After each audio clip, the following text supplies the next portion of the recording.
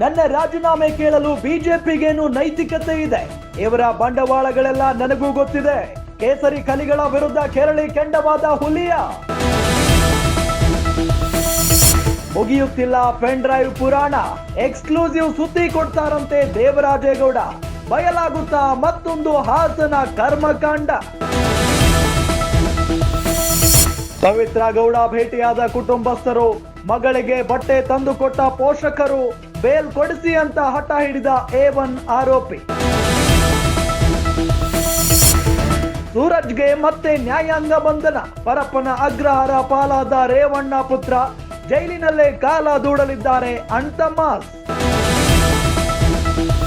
Team India ತವರಿಗೆ ಆಗಮಿಸೋ time fix. ನಾಳೆ ವಿಶ್ವ ವೀರರಿಗೆ ಭರ್ಜರಿ ಸ್ವಾಗತಕ್ಕೆ ಸಿದ್ಧತೆ. ಮೋದಿ ಜೊತೆಗೂ ನಡೆಯಲಿದೆ ಮೀಟಿಂಗ್.